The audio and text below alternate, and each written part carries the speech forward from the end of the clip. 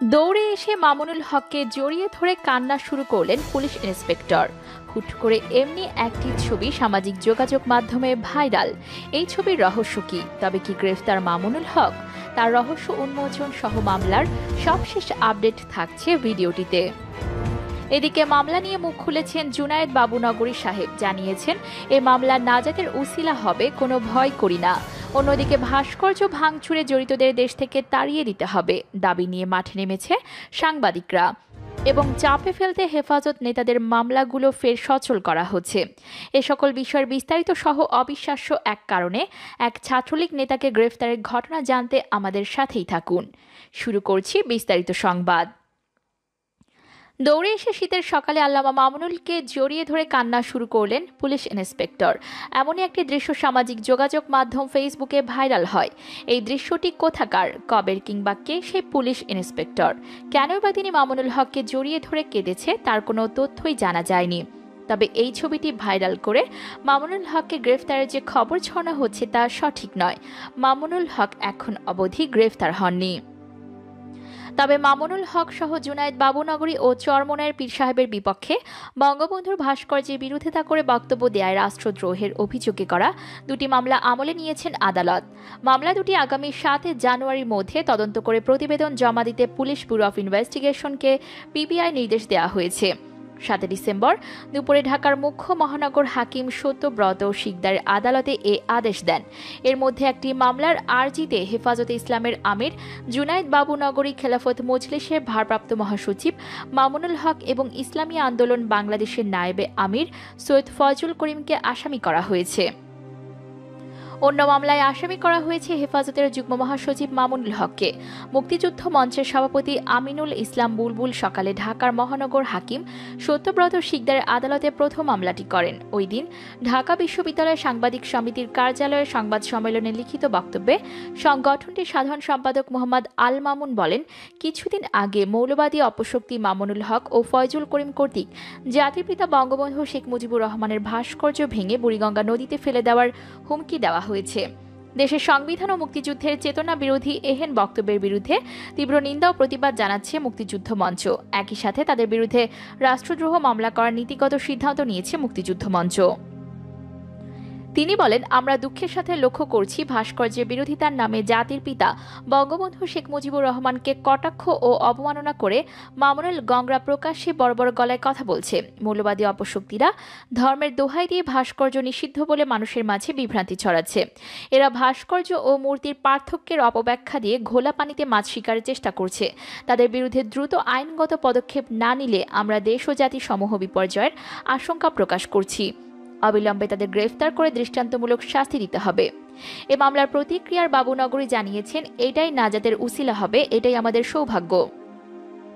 মামলার পর বাবুনগরীর একান্ত সচিব ইমানুল হাসান ফারুকী জানান, কিছুক্ষণ আগে আমার প্রাণপ্রিয় শায়েখ ও মুর্শিদ কায়েদে আজম শাইখুল হাদিস আল্লামা জুনায়েদ বাবুনগরীকে যখন বললাম ভাস্কর্য ইস্যুতে আপনাকে সহ আল্লামা মামুনুল হক ও আল্লামা ফয়জুল করিম সাহেবের বিরুদ্ধে মামলা হয়েছে।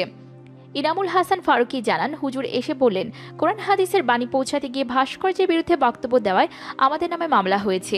এটাই নাজাতের উসিলা হবে, আর এটাই আমাদের সৌভাগ্য। অন্যদিকে কুষ্টিয়ায় বঙ্গবন্ধু শেখ মুজিবুর রহমানের ভাস্কর্য ভাঙচুরের ঘটনায় ইন্ধন দাতাদের দৃষ্টান্তমূলক শাস্তি দাবি জানিয়েছেন সাংবাদিকরা।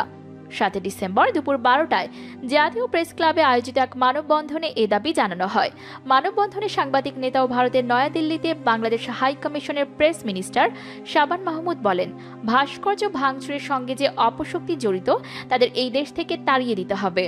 তাদের পাকিস্তানে পাঠিয়ে দেওয়ার জন্য দ্রুত কর্মসূচি দেওয়া হবে। তিনি আরও বলেন, কুষ্টিয়ায় যেখানে বঙ্গবন্ধুর ভাস্কর্য ভাঙা হয়েছে সেখানে সারা বাংলার সাংবাদিক সমাজ মহাসমাবেশ ডেকেছে। সাংবাদিক সমাজ ভাস্কর্য ভাঙার প্রতিবাদ জানাচ্ছে। ঢাকা সাংবাদিক ইউনিয়নের সভাপতি কুদ্দুস আফরাদ বলেন, মাওলানা মামুনুল হক ও চরমনাই পীর সহ যারা ভাস্কর্য ভাঙতে ইন্ধন জুগিয়েছে তাদের বিরুদ্ধে ব্যবস্থা নিতে হবে। সরকারের কাছে দাবি জানাবো, তাদের বিরুদ্ধে আইনানুগ ব্যবস্থা নিতে হবে। তিনি আরও বলেন, কুষ্টিয়ায় শুধু বঙ্গবন্ধুর ভাস্কর্যে আঘাত করা হয়নি, আমাদের চেতনায় আঘাত করা হয়েছে। আমরা এটা কোনোভাবে মেনে নিতে পারি না। সরকারের কাছে আমাদের জোর দাবি, কোনো অবস্থাতেই তাদের ছাড় দেওয়া হবে না। অপরদিকে চাপে ফেলতে হেফাজতে ইসলামের নেতাদের বিরুদ্ধে ঘুমিয়ে থাকা পুরনো মামলাগুলো আবার সচল করা হচ্ছে। 7 বছর আগে ঢাকা সহ দেশের বিভিন্ন থানায় তাদের বিরুদ্ধে 83টি মামলা করা হয়। ওইসব মামলায় 3,416 জনের নামসহ 84,976 জনকে আসামি করা হয়। স্বরাষ্ট্র মন্ত্রণালয়ের কর্মকর্তারা গণমাধ্যমকে জানিয়েছেন, কুষ্টিয়ার বঙ্গবন্ধুর ভাস্কর্য ভাঙচুরের পর সরকার হাইকমান্ড নড়েচড়ে বসেছে। স্বরাষ্ট্রমন্ত্রী ও সচিব সহ মন্ত্রণালয়ের ঊর্ধ্বতন কর্মকর্তারা বিশেষ বৈঠক করেছেন। ওই বৈঠকে সিদ্ধান্ত হয়েছে ঝুলে থাকা মামলাগুলো আবার সচল করা হবে। মামলাগুলো দ্রুত সময়ের মধ্যে তদন্তের পর অভিযোগপত্র দিতে পুলিশ সদর দপ্তর থেকে সংশ্লিষ্ট থানায় বিশেষ নির্দেশনা পাঠানো হয়েছে। আর ওই সব মামলায় যেসব আসামি জামিন নিয়ে প্রকাশে ঘুরছে তাদের তালিকা করারও নির্দেশ দেওয়া হয়েছে। স্বরাষ্ট্রমন্ত্রী আসাদুজ্জামান খান বলেন, হেফাজতের বিরুদ্ধে দেশের বিভিন্ন স্থানে হওয়া মামলাগুলো দ্রুত সময়ের মধ্যে তদন্ত শেষ করা হবে। এজন্য পুলিশ কাজ করছে। তদন্ত শেষ করে অভিযোগপত্র দেওয়া হবে সংশ্লিষ্ট আদালতে। তাছাড়া আদালতে বিচারাধীন মামলাগুলোর বিচার প্রক্রিয়া খুব শিগগিরই শেষ হবে বলে আশা করছি। তিনি আরও বলেন, বঙ্গবন্ধুর ভাস্কর্য নিয়ে যারা নানা অপপ্রচার চালাচ্ছে তারা না বুঝে এসব করছে। কুষ্টিয়া বঙ্গবন্ধু ভাস্কর্য ভাঙচুরের সঙ্গে যারা জড়িত আছে তাদের আইনের আওতায় আনা হবেই। যারা উস্কানি দিচ্ছেন তাদের চিহ্নিত করার কাজ শুরু হয়েছে, কাউকে ছাড় দেওয়া হবে না। এদিকে সাবেক শিল্পমন্ত্রী আমির হোসেন আমু ও তার মেয়ে সুমাইয়া হোসেনকে নিয়ে ফেসবুক ও মেসেঞ্জারে আপত্তিকর ও কুরুচিপূর্ণ মন্তব্য করায় জেলা ছাত্রলীগের যুগ্ম সাধারণ সম্পাদক শেখ মোহাম্মদ রাব্বিকে গ্রেফতার করেছে পুলিশ। 7 ডিসেম্বর দুপুর 12টায় ডিজিটাল নিরাপত্তা আইনের মামলায় গ্রেফতার দেখিয়ে 7 দিনের রিমান্ড চেয়ে শেখ রাব্বিকে আদালতে সোপর্দ করেন তদন্ত কর্মকর্তা। বিকেল 3টায় শুনানি শেষে senior judicial magistrate AHM Imranur Rahman 8 December remand শুনানির দিন ধার্য করে রাব্বিকে জেল হাজতে পাঠানোর আদেশ দেন। এর আগে 6 ডিসেম্বর রাতে ডিজিটাল নিরাপত্তা আইনের মামলায় শহরের সাধনার মোড় থেকে রাব্বিকে গ্রেফতার করা হয়। ঝালকাঠি থানার ভারপ্রাপ্ত কর্মকর্তা ওসি মোহাম্মদ খলিলুর রহমান জানান, জেলা ছাত্রলীগের যুগ্ম সাধারণ সম্পাদক শেখ মোহাম্মদ রাব্বি তার নিজ ফেসবুক আইডি ও মেসেঞ্জার থেকে ঝালকাঠি 2 আসনের সংসদ সদস্য আমির হোসেন আমু ও তার মেয়ে সুমাইয়া হোসেন সম্পর্কে গত 5 ডিসেম্বর রাত 12:30টার দিকে আপত্তিকর ও কুরুচিপূর্ণ মন্তব্য করেন। বিষয়টি ঝালকাঠি সদর উপজেলা পরিষদ ভাইস চেয়ারম্যান ইসরাত জাহান সোনালী দেখতে পেয়ে বাদী এবং সাক্ষীদের জানান। পরে আইনজীবী সমিতির সাধারণ সম্পাদক আসম মোস্তাফিজুর রহমান মনু রাতে ঝালকাঠি থানায় এজাহারে দায়ের করেন। মামলার রেকর্ডের কিছুক্ষণ পর রোববার রাত 9টার দিকে হজরত আলী রাব্বিকে গ্রেফতার করা হয়। শেখ রাব্বির পক্ষ থেকে দাবি করা হয়েছে, কেউ তার ছবি ও নাম ব্যবহার করে ফেক ফেসবুক আইডি খুলে থেকে তাকে বিপদে ফেলেছে। এ বিষয়ে থানায় জিডি করতে গেলে আত্মপক্ষ সমর্থনের সুযোগ না দিয়ে পুলিশ তাকে আটক করে। সুপ্রিয় দর্শক, দৌড়ে এসে মামুনুল হককে জড়িয়ে ধরে কান্না শুরু করা পুলিশ ইন্সপেক্টরের যে ছবিটি সামাজিক যোগাযোগ মাধ্যমে ছড়িয়ে পড়েছে, এই ছবিটি নিয়ে আপনার কি মন্তব্য?